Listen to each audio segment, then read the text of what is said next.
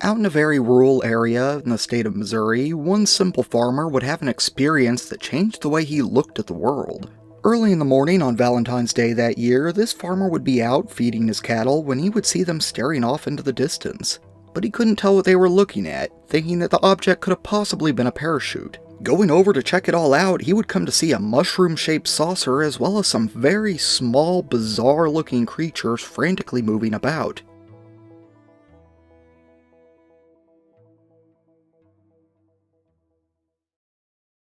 It was February 14th, 1967, out in the small town of Tuscumbia, Missouri, a place where a local 63-year-old farmer, Claude Edwards, would call home. Although Tuscumbia is only 30 miles south of Jefferson City, the state's capital, it was said to be quite the rugged area at this time and didn't have very many inhabitants. Edwards was a simple but hard-working man and was already bundling up to start his chores around the farm by 7 a.m.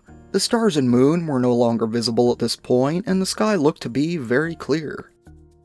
The sun was low on the horizon, but just starting to rise over a ridge to the east, so it was just beginning to light up the ground. With his boots and jacket on, he headed outside, noticing the chilly wind coming in from the east. The ground was still partially frozen, but some of it had turned to mud at this point, so he carefully made his way down the slope to his barn.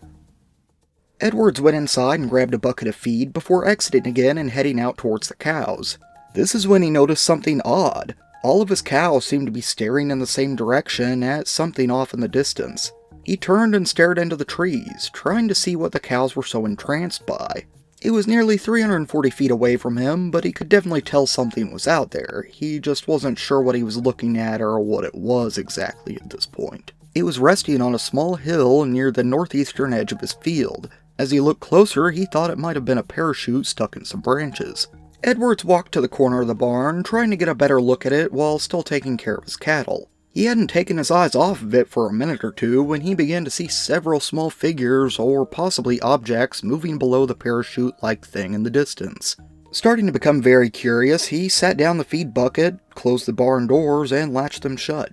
He then turned around, looking back towards the strange object out in the end of his field. Edwards wasn't too pleased that whatever this was spooking his cows, so he decided to go take care of the situation. As he got within about 70 feet of the object, he was able to see it a bit better, but he was still looking at it through a couple of fences and a bunch of brush. But what he saw, he would still never forget. He could now see that under the object, strange creatures were swarming about in a very rapid manner.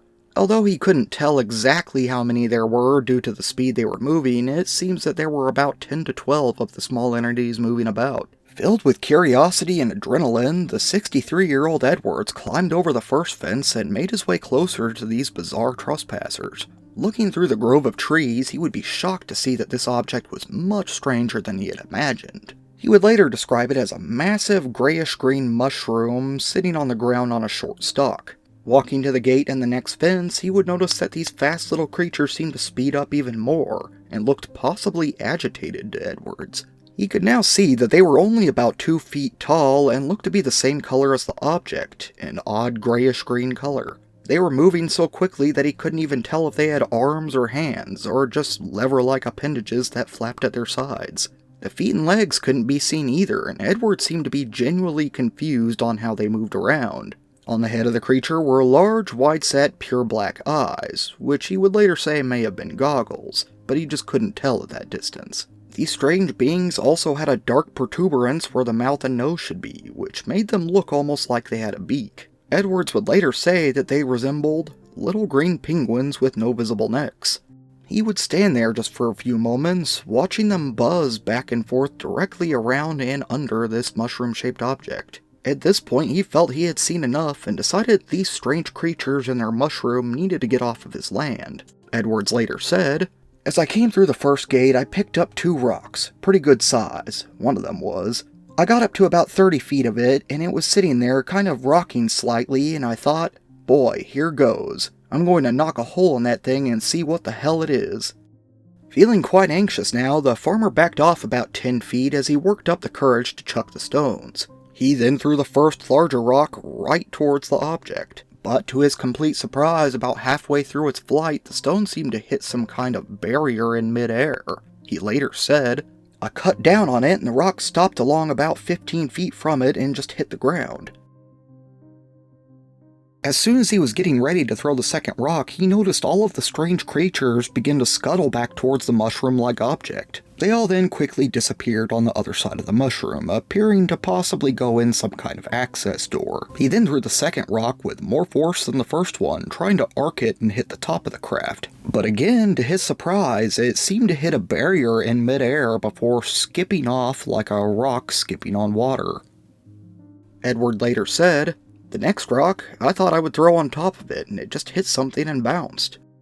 Now that it seemed that he wouldn't be getting rid of this strange object that easily, he finally decided to take it all in and look around for a minute. It seemed to be made of a metallic smooth material that didn't show any signs of seams or rivets.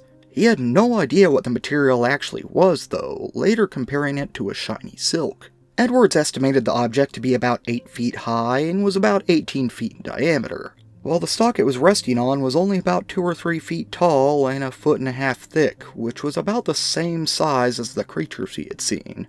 The top was a dome shape that appeared to have portholes along the bottom edge, spaced around 12 inches apart. They were an oblong shape and were roughly 6 to 8 inches long, but he was immediately sure that these were not windows either, as they seemed to glow with an array of different colors. The colors kept moving from one porthole to the next, as if there was a color wheel spinning behind all of them. As he crept closer, the lights became nearly blinding. Edwards later commented on this, saying, "They were all the colors of the rainbow." Edwards walked even closer to it, but as he got about 15 feet away, he was abruptly stopped. He later described this, saying, "I thought I was going right up to it. I got up to about here, and there it was. I just walked up against a wall. I couldn't see it at all. There was just a pressure." Although it was similar to walking into a wall, he still couldn't physically feel it, as if a strange invisible barrier was preventing him from passing through. He stood there for a moment in a state of confusion and was unsure of what to do next. But then the object started moving, appearing to rock back and forth on the stalk 6 times before lurching into the air. Edwards would say, "When it took off, it just rocked back and moved real fast to the left of that ridge. It made no sound and disappeared in seconds. There was no odor either, and the shaft was pulled up into it as it took off." He was left there standing at the edge of his field, now feeling just as confused as his cows had looked earlier. In the end, he would realize that although this encounter felt like it had lasted quite a while, it had really only been a few minutes. He said, "The whole thing took over 5 minutes, maybe 10. I have never seen anything like it. It looked like a shiny silk or something, I couldn't tell.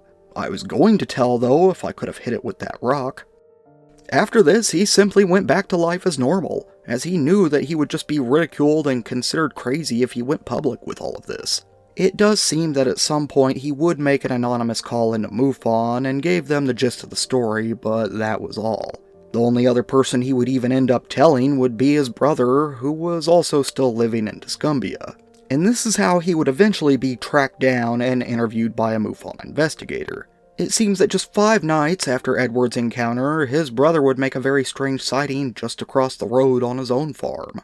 At about 9:30 p.m., this man was inside relaxing and getting ready for bed, when out of nowhere his dogs began to frantically bark. Getting up and rushing outside to investigate, he would immediately come to see a strange reddish light glowing about 100 feet off into the distance.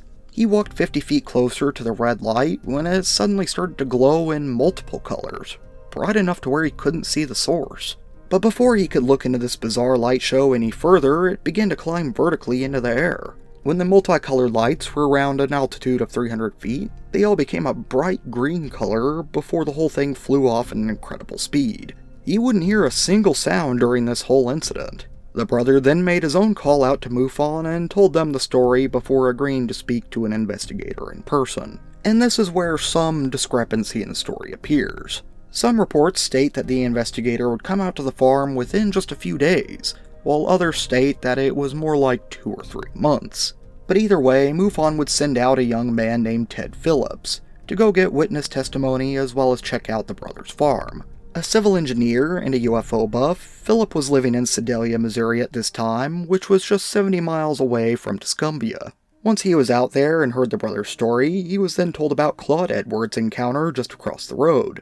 It seems that Phillips had actually known of this encounter, reading a summary of it in a MUFON journal, but he had been unable to find him for an interview due to him remaining anonymous. He then quickly made his way across the street to see if he could perform an investigation there as well. A bit unhappy, but not completely unwilling to share the story, Edwards would refuse to talk about the incident at all until Phillips agreed not to share his name until his death. And Phillips accepted this request, referring to him by Mr. X in his reports until Edwards' death in the 80s. After talking to each other for a few minutes, Edwards seemed to believe that Phillips really just wanted to know more about the encounter and began to open up to him. Phillips later described this meeting, writing, "He didn't like talking about the sighting at first, but became more comfortable as we discussed the weather and farming. I asked him to relive the event in real time, and we began on his front porch, which faces the large barn near the landing area."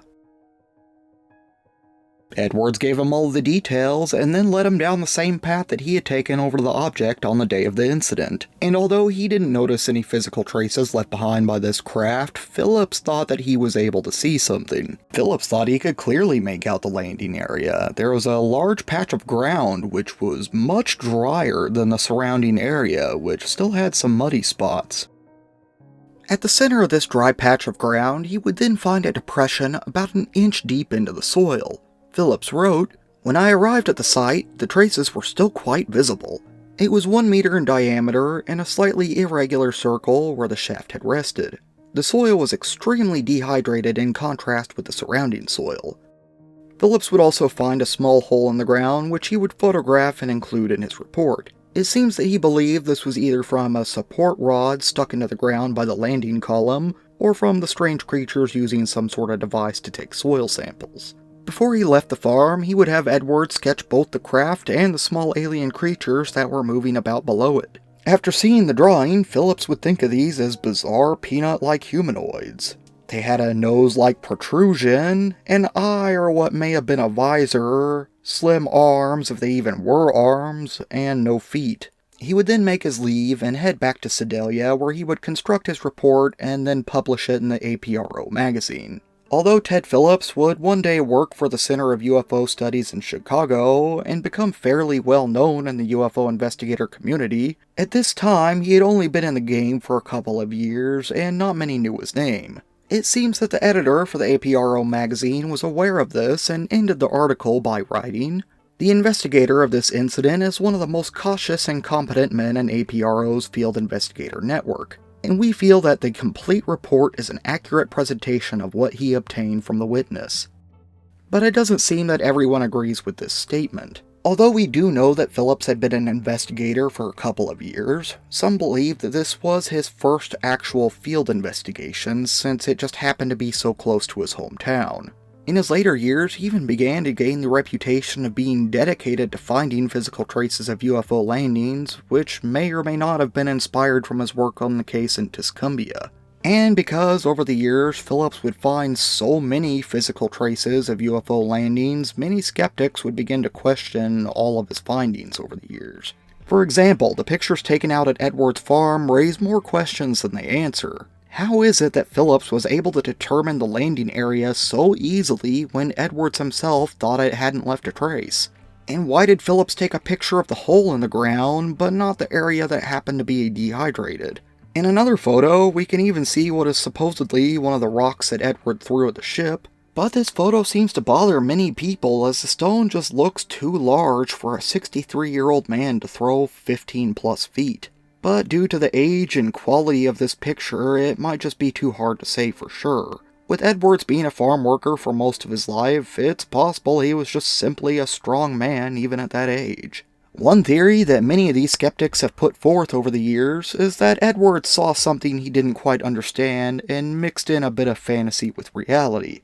In 1956, a movie called Earth vs. the Flying Saucers would be released. And in this movie, a saucer very similar to what Edwards described can be seen throughout. Given this film came out 11 years before the encounter, many feel that this would be a likely candidate for the inspiration behind Edwards' eventual sketch of the alien craft. However, in more recent years, some new theories have been going around the internet involving this case. Nowadays, many people believe that what Edwards had actually seen might have been related to what he thought it was originally in the first place. When he first saw his cows staring off into the edge of the field, he thought he saw some kind of parachute. This leads some to believe that he had actually seen something called a Rupert paradummy, which was used mostly around World War II when they were training paratroopers. Although they had developed new dummies by the 60s, it seems that it's possible that some Rupert dummies were still in use. On this note, Tuscumbia is also just 20 to 25 miles northwest of Fort Leonard Wood, a large headquarters base that mostly trained infantry and engineer troops. With paratroopers actually being a specialized branch of infantry, it's very possible that these Rupert dummies were still being used during training exercises in some way. These facts make many wonder if one or more of these dummies could have blown off course and landed in Edwards Field that day by accident. But even though this is the leading theory for skeptics, it still doesn't quite explain everything. Most often, when these cases involve creatures described this strangely, people often try to relate them to other encounters that may have included the same entities. But for the Tuscumbia case, there are really just two other encounters often mentioned alongside it. And even then, UFO researchers have admitted that they still aren't great matches. The first would take place in 1965 near Valentine, France, when a farmer named Maurice Massé reported a mushroom-shaped UFO landing in an encounter with two small tan-colored humanoid aliens. Even though the alien beings seem to be different in this case, the description of the two ships are extremely similar. Then after the aliens and the craft left his farm, Massé would even come to find the ground underneath the ship to be as hard as concrete and covered in dead vegetation. Later, a soil analysis would be performed on this area, and it was found to have an abnormally high level of calcium. The second most referred to case would be the 1971 encounter in Kunula, Finland. This is where two lumberjacks were finishing up a day of work when they would see a very strange craft fly through the trees and land on the ground near them. A short creature would then hop out of this craft and walk towards them with weightless steps, similar to a human bouncing on the moon. It was wearing a one-piece green outfit that covered the entire body besides a glass-like black porthole that covered the face area. But in this encounter, it seems that we have the opposite problem. Although the alien scene is somewhat similar to the space penguins, the ship sighted was fairly different. By the end, it's just hard to say how honest of a man Claude Edwards really was, as he mostly kept to himself and chose to remain anonymous with his story until he could no longer be asked about it at all. But even then, there just didn't seem to be much of a reason to lie. He didn't want his name out there out of fear of being ridiculed, and he just never tried to gain any money or fame out of this odd Valentine's Day encounter. It seems that he honestly thought that UFO sightings were complete nonsense until he had his own encounter. Researchers have also looked into the possibility that this was all just a prank pulled on him as well, but no one has ever been able to come up with a good reason to pull it on a farmer practically out in the middle of nowhere. And it seems that this would be Edwards' first and only encounter with these strange peanut penguins and their mushroom-shaped craft. But many wonder if he kept an eye on that spot in the field whenever he would go out to feed his cows in the morning, always glancing over to see if these bizarre creatures had returned. Thanks again for watching, everyone. Please leave a like and subscribe if you enjoy this type of content. Also, be sure to leave a comment too. I'm always interested in what you guys have to say about these cases. And I'll also mention that this is available in podcast form as well, and that's on most podcasting platforms. For anyone interested in the Kunula humanoid, I actually do have a video where I talk about that a little more in depth, so be sure to give that a watch as well. For anyone wanting to show their support, I do have a channel membership and a Patreon up where you can get these videos early and ad-free. And believe me, I appreciate all the support I get, so thank you in advance. And again, shout out to my first Patreon supporter. This was Matt, and I want to believe.